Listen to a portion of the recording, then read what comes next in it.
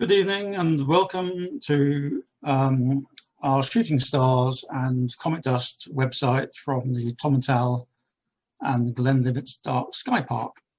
My name is David Newland and I have been involved with the Dark Sky project since 2014. Sam Robinson is the secretary of the Cairngorms Astronomy Group and we'll be telling you all about shooting stars and comet dust a little bit later on. But first of all, I'm going to give you a quick tour of the night sky as seen from our dark sky discovery site at Scallan. If you have any questions, please ask them as we go along and we'll do our best to answer them at the end of the session. But before we begin, I'm going to quickly run you through the controls available to you on your Zoom screen. Up there on the top right-hand corner of your screen, there's a drop-down menu to control your view of what's going on. There are three options: a gallery view, a speaker view, and the option to put the whole thing full screen. On the bottom left center, there's a Q&A button, which you can use to ask us to clarify any points arising from the presentation. And just over to its right, there is a chat button to communicate with panelists and other attendees while the webinar is in progress. So without further ado, I will get on and give you a brief tour of the night sky. So here is a view of the night sky from that lovely place down at the bottom of the Braes of Glenlivet called Scallan. And if you look up to the north, I'll take all this rubbish out of the way so you can just see just the one. And in the far north, we've got the Plough, Ursa Major, called the Great Bear by a lot of people, but the Plough is actually its original name given it by the ancient Celts. If we follow the two stars here, which we know as the pointers, down to this star just here. This is Polaris, a yellow supergiant, part of a three-star system, weighs about 5 solar masses. It's quite a long way away, about 400 light years. This was called the guiding star by the ancient Celts and is part of the constellation of Ursa Minor. A little bit further down, we've got Draco. So if I click on Thuban, we'll see Draco curling its way all the way around Ursa Major up there in the northern sky. In Pictish legend, this was the Afangdu that was a monster that lived in a cave lake, and it would eat anyone that was foolish enough to swim or fall into the lake. Looking over to the west, we've got Corona Borealis. This I can't find it now. Alphecca. So Corona Borealis, this was called Arianrhod's court. Arianrhod was the daughter of Don, the mother of the gods of Pictish legend. And also, if the name Don seems familiar, that is because one of our major rivers running down from the Cairngorms to Aberdeen is actually named after the mother of the gods, Don. Just a little bit further to the south, we have the constellation which is now called Hercules. To the ancient Gaelic Celts in Scotland, this was represented Dagda, one of their chief gods. He had 3 magical possessions: a staff that killed with one end and brought back to life with the other, pretty handy; a cauldron that never ran empty, that was really good when you were feasting and entertaining lots and lots of people; and finally he also had a harp that could control men's emotions and change the seasons. Just a bit to the south of him, this really bright star Vega, a very obvious feature of the night sky. It's an amazing star. It's not huge. It's only about twice the size of the sun, and the reason it appears so bright to us is because it's only 25 light years away. Very, very close. So to the ancient Greeks, this constellation was known as Lyra, it was also Anclarsac, or the harp, to the Gallic Celts. Now, when Dagda, that harp belonged to Dagda, it was his, and when he discovered it had been stolen by the Fomorians after a battle, he nipped off to the Fomorian camp, spying his harp hanging on the wall of their great hall. He summoned it to him, and as it flew across the hall, it killed everyone in its path, and he then began to play it. He played 3 tunes. First of all, he played the strain of weeping that caused the Fomorians to lament their defeat at his hands. Secondly, he played them the strain of merriment, which made them all fall about laughing. And finally, he played the strain of sleeping that made them all fall asleep. And at that point, Dagda was able to escape with his harp easily. So that's one of the ancient Gallic lessons of the harp. Going a little bit further south again, we have the constellation that the Greeks called Cygnus. Cygnus the Swan. The brightest star in there is Deneb, over here. It's a supergiant that will eventually explode in a supernova. It weighs about 19 times as much as the Sun, but not being as dense, it's about 200 times as wide. It's only, it's quite a way away from us, over 2,500 light years. So you can understand that must be a really bright star to be that bright at that sort of distance. The constellation of the Swan represented Angus, who was the Gallic god of youth and love. He eventually married the goddess of sleep, Eubori. Now, since she had been transformed into a swan along with all her sisters, he also turned himself into a swan to be with her forever. And that's him up there, flying across the sky, looking for his love. A little bit below, we've got Aquila. This is, the Greeks called this one the eagle. And the brightest star is Altair over here. This is a main sequence star. It's in the middle of its life. It's about twice the size of the Sun and only 17 light years away. So the reason that appears so bright is basically because it's very, very close. Now, in Pictish legends, the eagle was one of the oldest and wisest of all the animals in the world, and they thought it was said to peck at the stars. So if we turn down to the south, and I'll just adjust this a little bit so we can see further south, and go to the constellation called Capricorn. Just down there to the west of south, it represents a goat. For the Greeks, for the Romans, and for almost everyone else, it also represented a goat for the ancient Celts. If we move over a little bit to the left, we come to the constellation called Aquarius. Now, the ancient Scots didn't call this the water pourer as such, they called it the water pot. So it's still about water, and the idea that of plenty was enshrined in it. Going a little further over to the left, in the sky, just east of Mars, south, we've got the planet of Mars, which we spent a lot of time on in our last session. The ancient Celts called this Goat, and that was the red wandering star that represented their champion Ogmos. Right, now I'm going to turn off all these. You see Pisces up here. That represents 2 fishes in the Greek mythology. Still a fish for the ancient Celts, but in this case, it was the Salmon of Knowledge. Now, this salmon had eaten 9 hazelnuts that fell into the well of wisdom, and the salmon thus gained all of the world's knowledge. Legend told that the first person to eat this salmon's flesh would acquire the knowledge. That person turned out to be Finn McCool. Moving up to the right, we should come to the Great Square of Pegasus here. Where's the Great Square of Pegasus? I've lost it. It's in the middle of the Andromedids. I'll click on something at random and see what happens. Right, that is because the Great Square of Pegasus is this one over here. For the ancient Celts, this represented the four mythical cities of the northern islands of the world.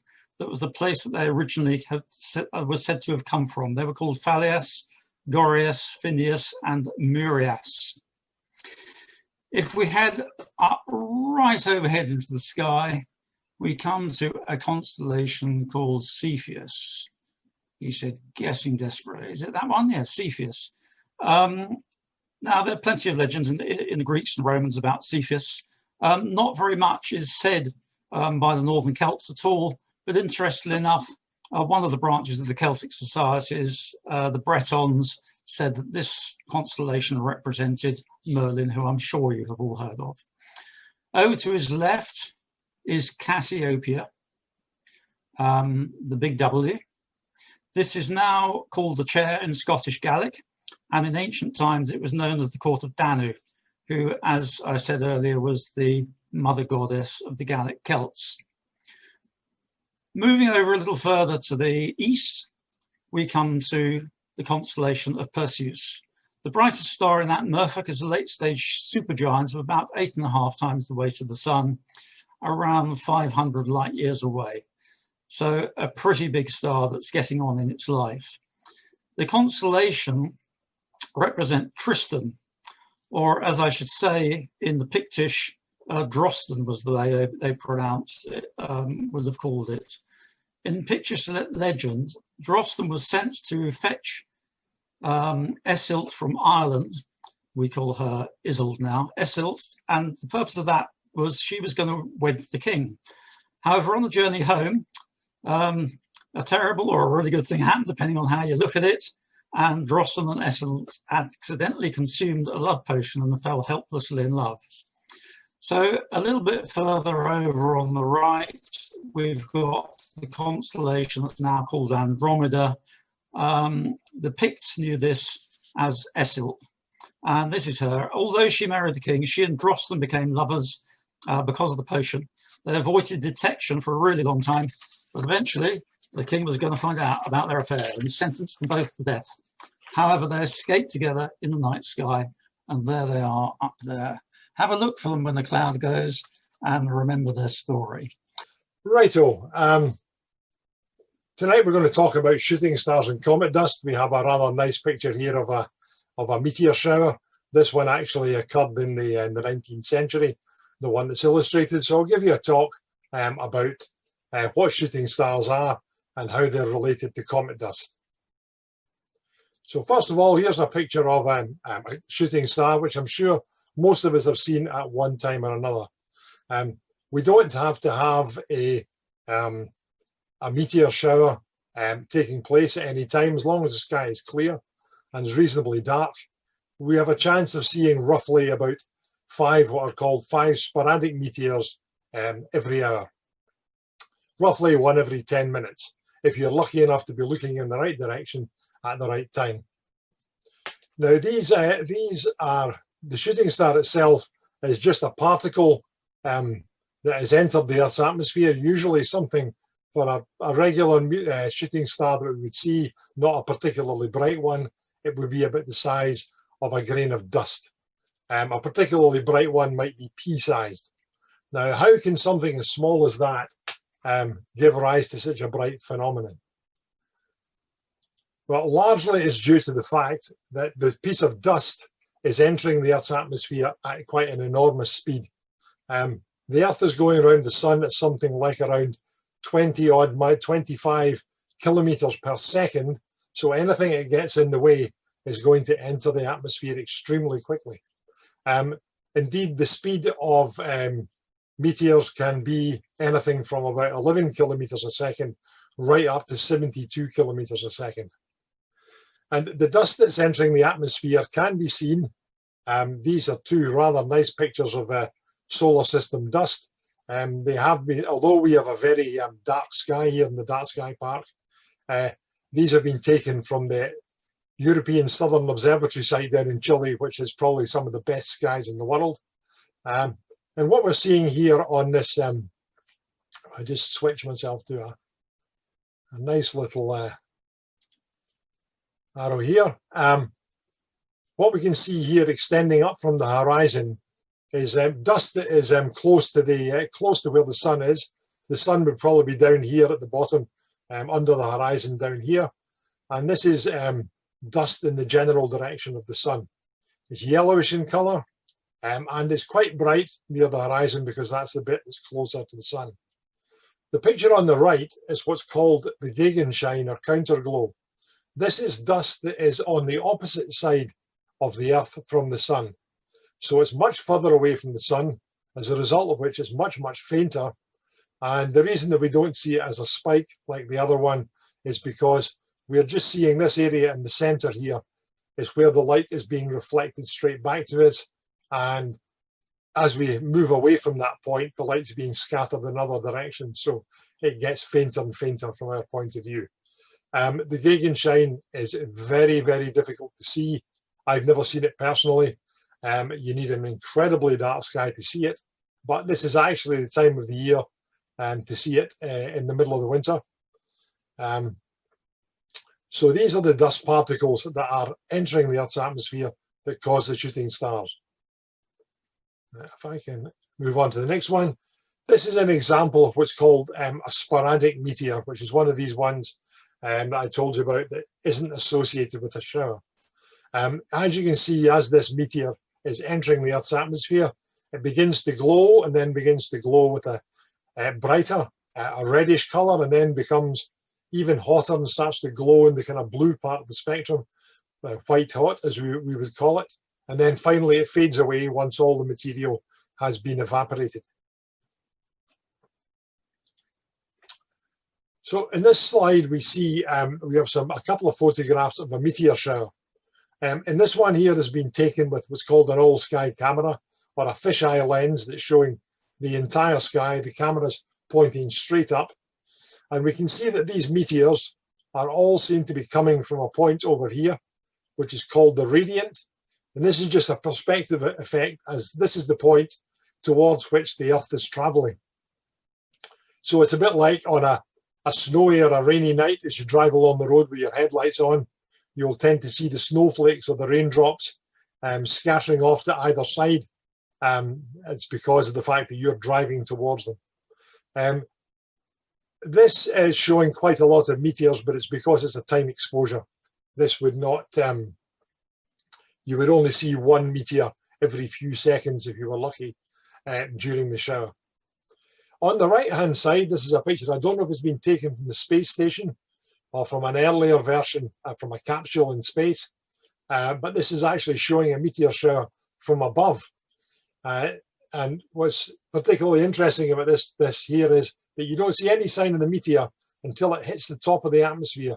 So the tail ends of all these streaks is where the meteor has entered the atmosphere. We can see that, especially in this one here, we can see that it glows brighter and then finally comes to an end as all of it is burned up and there's nothing left. Why do we get meteor showers? The answer here is because a lot of the dust that we're getting from meteors comes from the orbits of comets. Comets are shedding dust all the time as they go around the sun, and particularly as they get to what's called perihelion, which is the closest point to the sun. And this here is a representation of what happens with the Perseids, which is a meteor shower that occurs in August. One of the more famous ones, and quite a high rate of meteors, roughly one every minute, and has the great advantage that it takes place when the weather can be quite warm. So if you're out at night to watch them, you're not necessarily going to get frozen. And what we see here is the orbit of Swift-Tuttle, and we see that there's dust as the comet travels round its orbit. Dust is coming off all the time, so the plane of its orbit is getting filled with dust. And this is where the Earth is in August. The Earth is going around the sun this way. And when it intersects that dust, we get the Perseid meteor shower. We collide with all that dust that is in its own orbit around the sun. And if we look towards where the dust is coming from, at that time of the year, we see the constellation Perseus. And that's why they always appear to come from somewhere close to the constellation Perseus. Now, Here's a recent bright comet. I don't know if any of you were lucky enough to see this in the dawn skies earlier in the summer. This is a Comet Neowise, which is named after the satellite and observation program that found it. And here we can see the head of the comet, and there's the dust tail coming off it. So this is the dust which gets scattered through the solar system, is shed by the comet, and this is what gives us the comet shower. Sorry, the meteor shower. I beg your pardon. The dust here is a picture taken by the Rosetta space mission to Comet 67P, which some of you may remember 2 or 3 years ago. Sent back some absolutely incredible pictures of the comet, and indeed tried to land on it, which wasn't entirely a success. But here we can see jets of dust coming off the comet in quite a number of directions.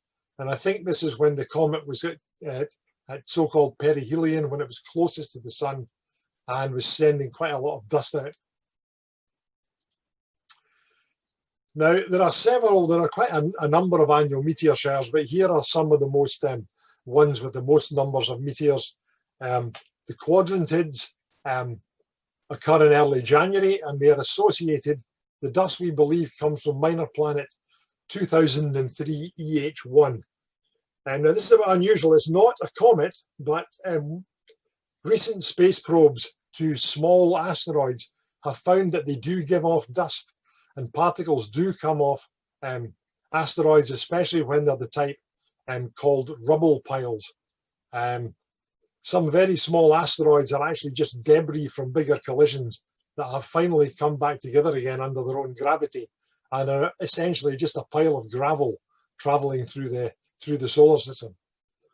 The Eta Aquarids in early May are associated with Comet Halley. Halley was the first comet to be recognized as having a period going around the sun in a periodic manner by the astronomer and mathematician Edmund Halley back in the 17th century.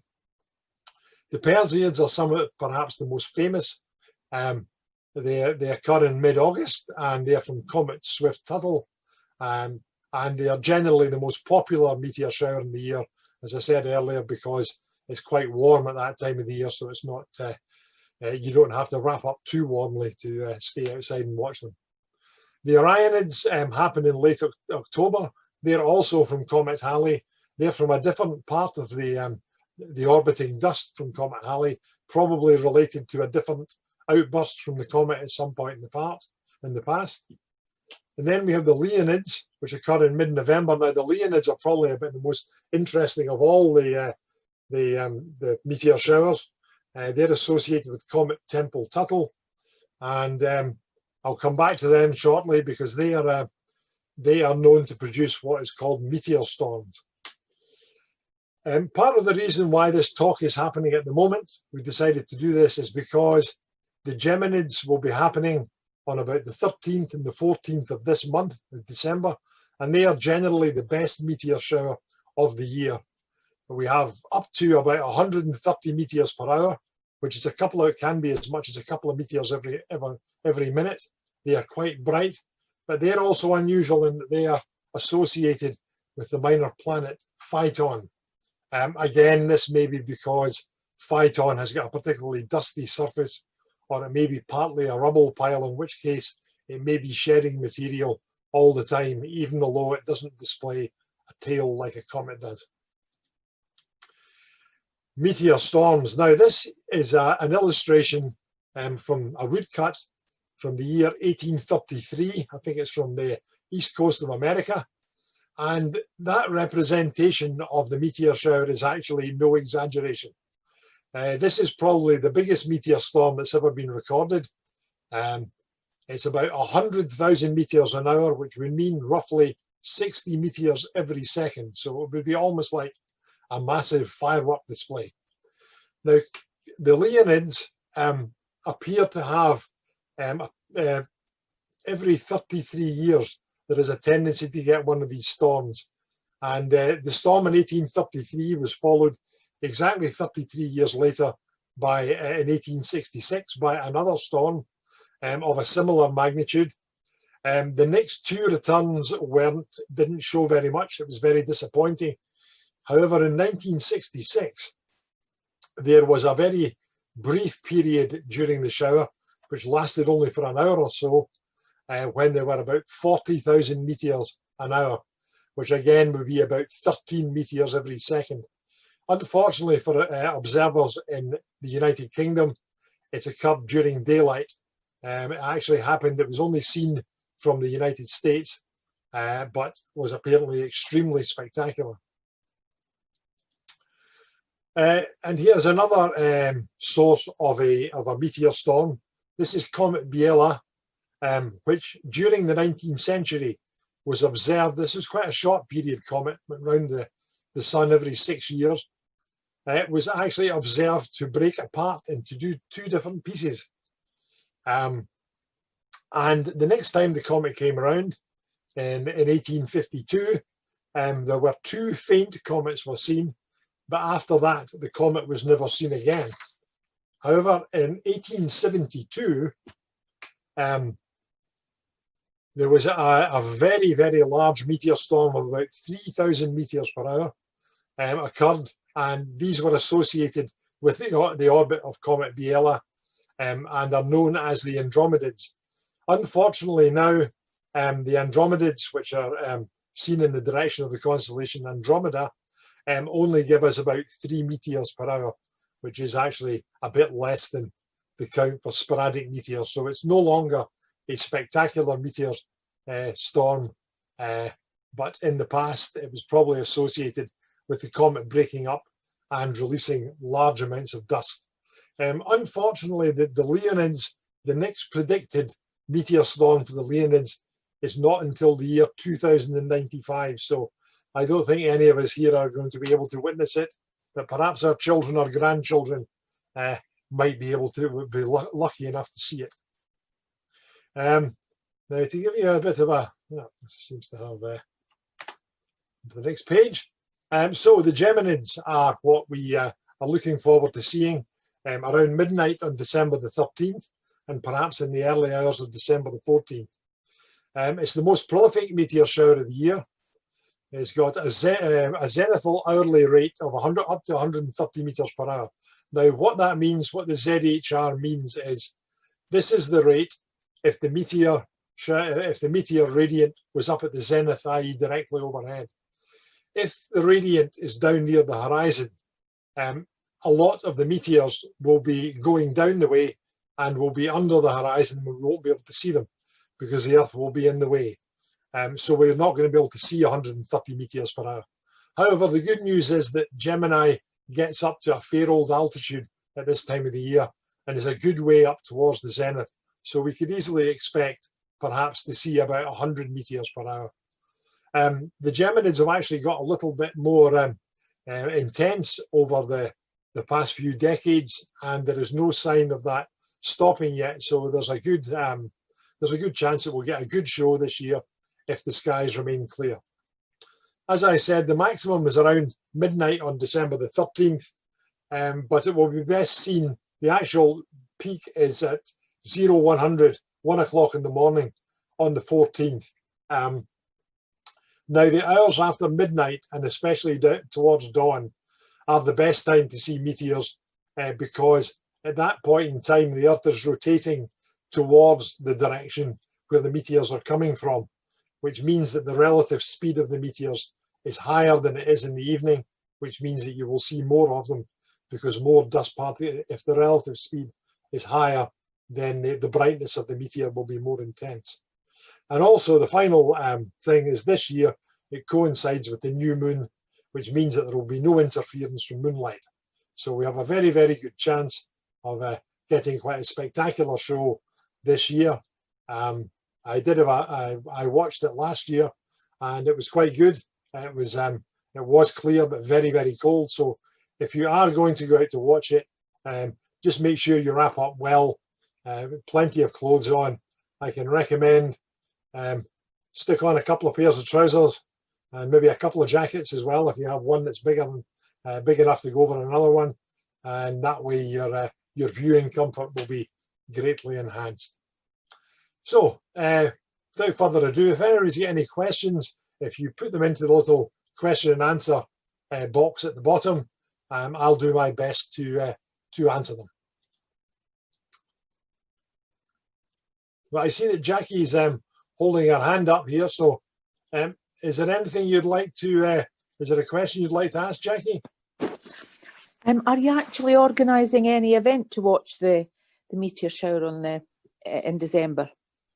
No, Jackie, but it's something you can watch from your own garden, or or somewhere close by where it's fairly dark. No, we haven't organised anything, I'm afraid. Okay. But hopefully, if the weather is clear, we have a clear sky, everybody's got a good chance of watching it. Gemini will be, the twins will be. I don't know if you have any method of checking the night sky. What I'll try to do is I'll see if I can send something to all CAG members showing the constellation Gemini and where it's liable to be in the sky. But basically around midnight, it's going to be pretty well due south and quite high up. And once you've seen a couple of meteors, it'll become obvious the direction in which you need to look. Thanks a lot. No bother, Jackie. I see we have another question here. Someone else is here. Yep, there's a question there from Penny Lawson. Penny's asking, why do the showers that you mentioned earlier occur every 33 years? Right, okay. In the case of the Leonids, this will be the Leonids. The reason will be that at some point during the orbit of a comet, I think it's Tempel-Tuttle, there must have been a very, very big outburst. It perhaps was just, there was a lot of volatile material near the surface of the comet when it passed closest to the sun, and then spewed out all that dust. And what we have is, in the orbit, there is a clump of dust that's a lot denser than the rest of the dust in the orbit. Or it could be that the dust is channeled into streams. And it looks like with the Leonids, every 33 years, the Earth, certainly during the 19th century, the Earth passed through that intense area of dust. I think the latest, there was a bit of an outburst with the Leonids in the year 2000. I think it got up to about just less than 1,000 meteors an hour, which is just less than what's regarded as being a meteor storm. But the predictions, I think they've looked at quite a lot of different apparitions of the Leonids and checked the numbers of meteors, and they reckon that there are discrete streams in the orbit of comet dust that some are denser than others, and that's what's led to the prediction that 2095 might be a particularly good show, which unfortunately none of us here are going to be seeing, I don't think. Does that answer your question? All right, how fast do comets travel? I see we have another question here. Well, Mark, comets will travel anything up to the speed that the Earth goes round is about 40 kilometers per second. And some comets in inclined orbits could well be traveling around that speed, maybe 40, 50 kilometers per second. However, a lot of comets travel in what's called a very eccentric orbit, which means they spend a lot of time very far away from the sun. And as they move towards the sun, they're essentially falling towards it. So when they are close to the sun, they are traveling very, very much faster than they are when they're further away from the sun. So it's quite possible that that some comets may even achieve 60, 70 kilometers per second relative to the sun, which is, in anybody's book, I think is pretty quick.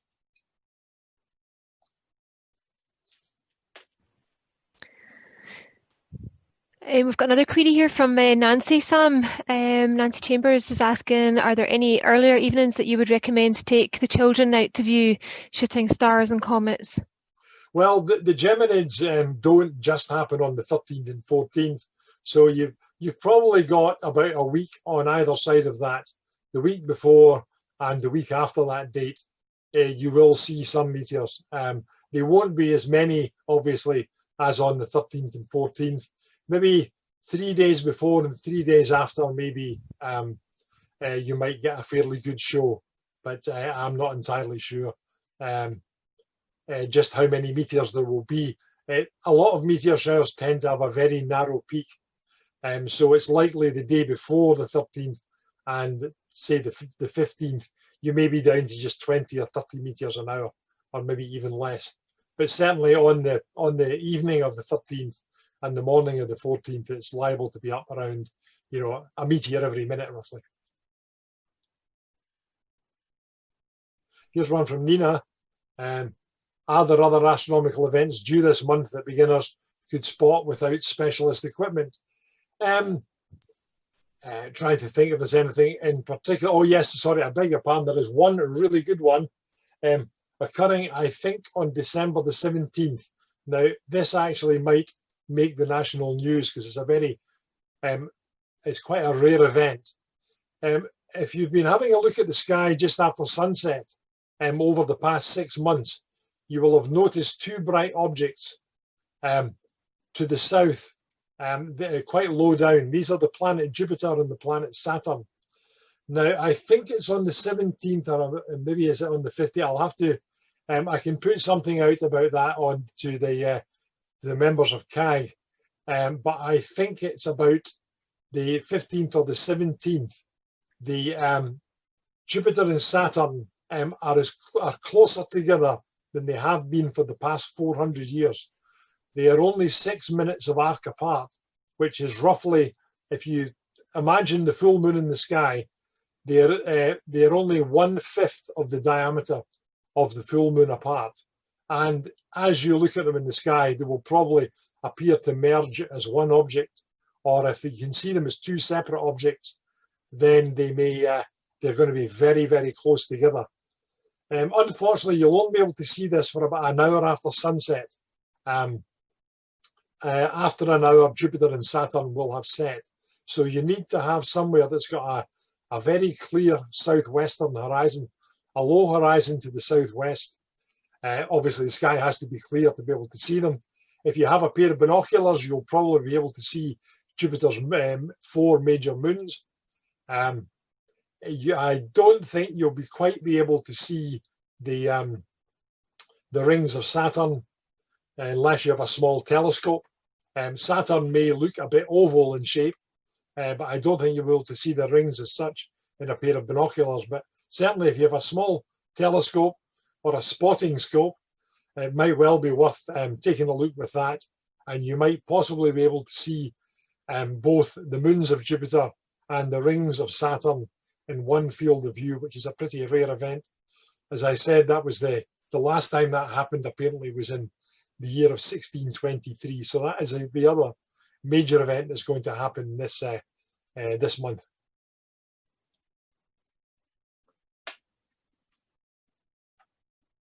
I don't think we'll get any more at the moment, are we? There's a wee query there from Angela Camier. Angela's in Kent. Will she see it okay? I think that's the one next week. Yes, Kent's as good a place as any. In fact, you've probably got a better chance down there of having a clear sky. So best of luck, Angela. I hope you do get a clear sky. But yes, the Geminids can be seen all over Britain. It's not in fact, indeed, all over Europe. The Gemini, as I said, Gemini, the constellation of Gemini is high up at this time of the year. So I don't think we're going to have there's not going to be any problem seeing it. Obviously, if you look just after sunset, Gemini will be a good bit further down near the horizon, so you won't see as many meteors. So it is worth trying to hang around till close to midnight anyway. And if you're an early riser, then you're probably the best time to see it is in the early hours of the 14th. Maybe you're up around 3 or 4 o'clock in the morning. You might actually get the best view. As I said, the peak is timed to be at about 1 o'clock in the morning on December the 14th. So if you do happen to be out late, then have a look up and the sky's clear, then you may have a good chance of seeing them.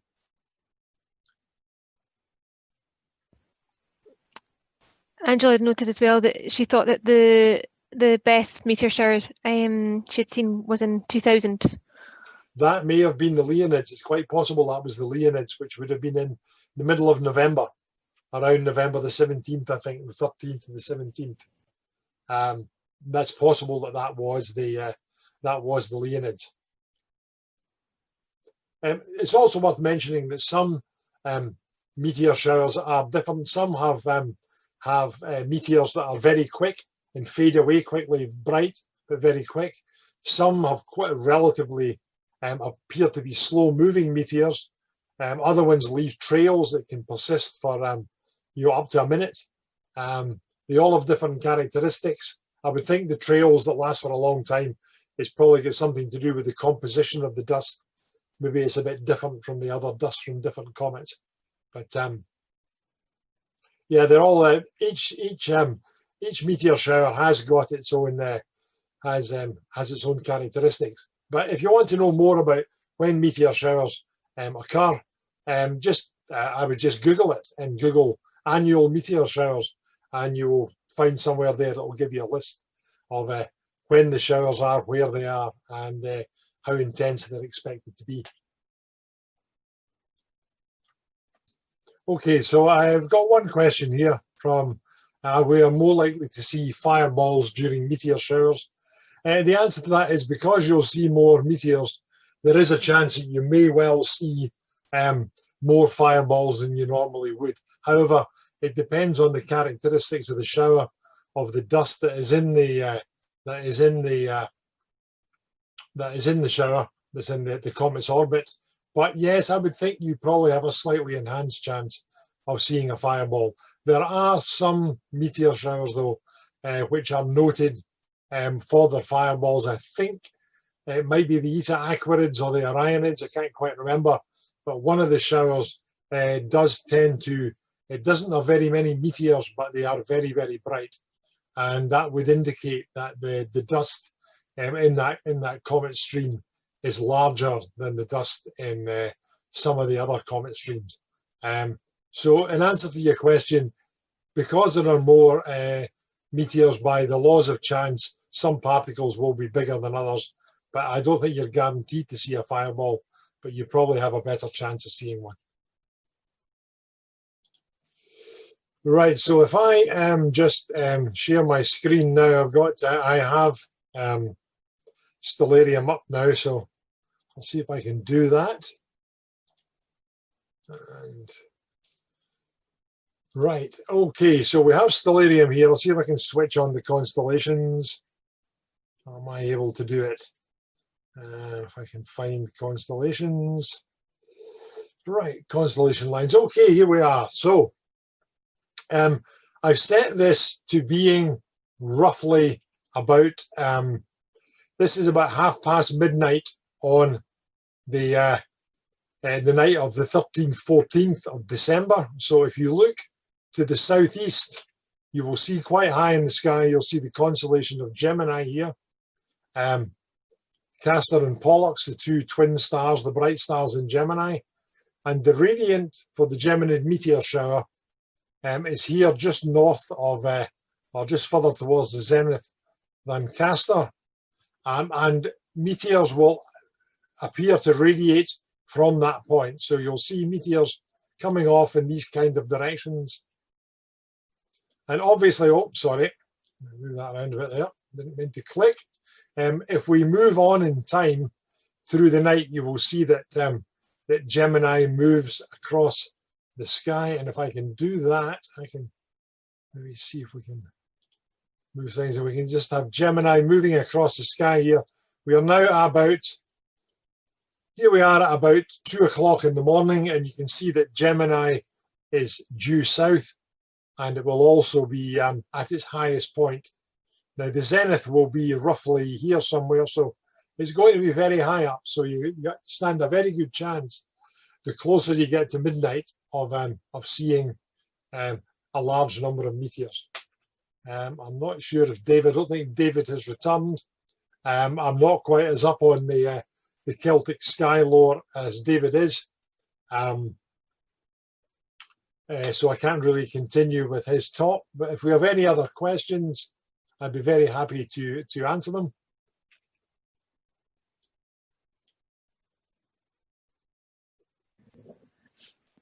All right, I've got a question here from Jenny. Do meteorites ever not get burnt up and make it to the Earth? Yes, that's right. A few technical terms here. There are three terms that we need to understand. First one is meteoroid, then there is meteor, and then there's meteorite. A meteoroid is a particle which has the capability of colliding with the Earth's atmosphere. In other words, a particle of dust or a bit of something the size of a bit of gravel, or even something the size of an asteroid that's in orbit around the sun and has a chance of colliding with the Earth's atmosphere. Now, if that meteoroid collides with the atmosphere and it's very small, perhaps less than the size of an apple, then it is going to be a meteorite. It's going to be a shooting star, but it will be completely burnt up by the time before it gets any chance to reach the ground. If it's bigger than an apple, maybe the size of a football, or even up to the size of, certainly once you get up towards the size of a car, it is going to make it all the way through the atmosphere, and it is going to land somewhere on the surface of the Earth, and that is classed as a meteorite.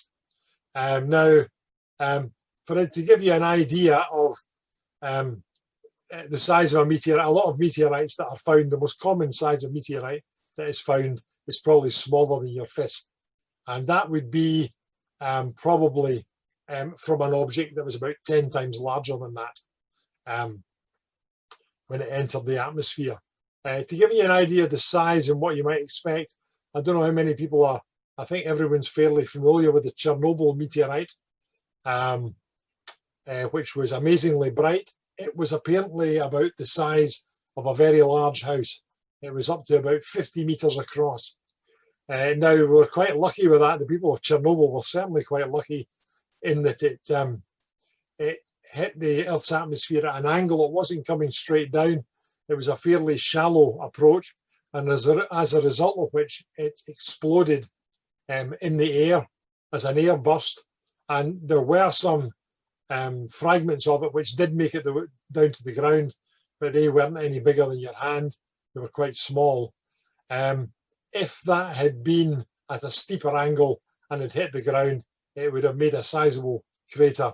And certainly if it hit Chernobyl, it would have done a vast amount of damage. But luckily for all of us, the vast majority of meteorites are tiny. And I see that there's an addition to the question, how often do we get meteorites? Every year, just look at my notes here, there are about, every year the Earth gets bigger or accrues weight by between 40,000 and 80,000 tons every year. The vast majority of that is down to dust-sized meteorites that we see, meteors that we see as shooting stars. They don't make it out of the atmosphere. Obviously, the material that they burn into will eventually drop out of the atmosphere as incredibly fine dust. But very little of that 40,000 to 80,000 tons is made up of substantial meteorites. I think the largest meteorite that we can see at the moment is in South Africa. It's known as the Hoba West meteorite. It's a really large lump of iron. It's an iron meteorite, and it's about, I think it's roughly about a 10-foot cube. And I can't remember how many tons it is, but it's quite a few hundred, if not quite a few thousand tons in weight. The majority of meteorites that are found are actually iron meteorites, although the majority of meteorites that fall to Earth are actually stony meteorites. The reason why iron meteorites are found more often is because they look quite different from regular rocks.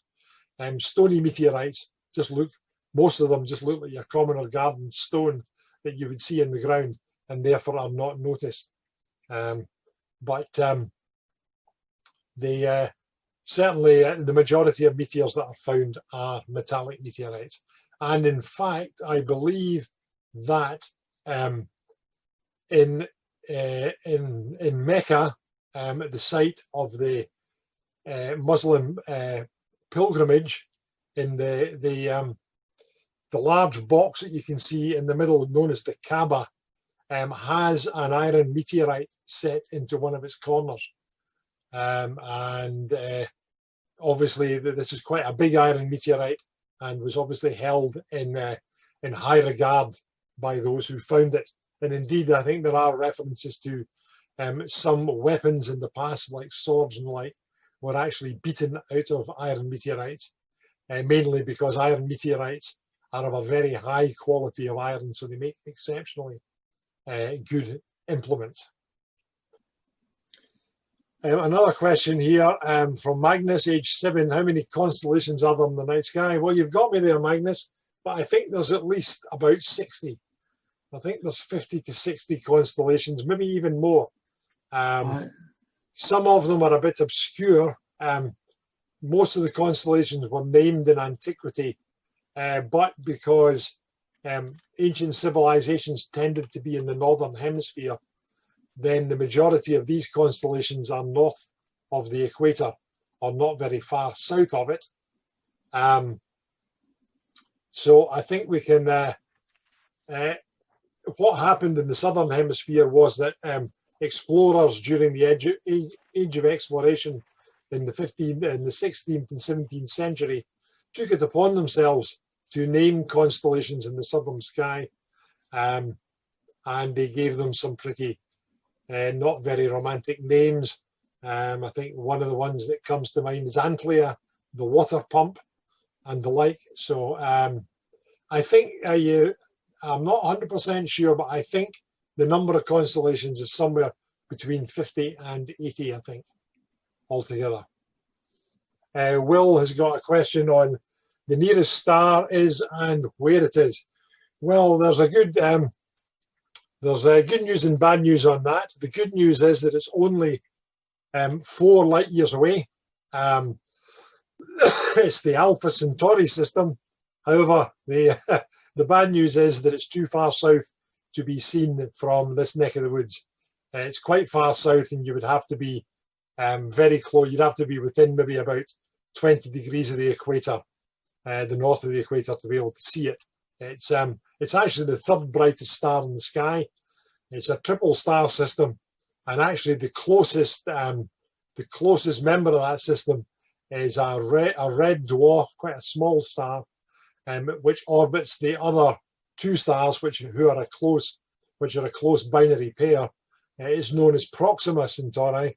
Obviously, Proxima meaning being close. So I'm afraid it's not it's not visible in the northern hemisphere unless you're a lot closer to the equator than we are now. It's in a lovely part of the sky as well.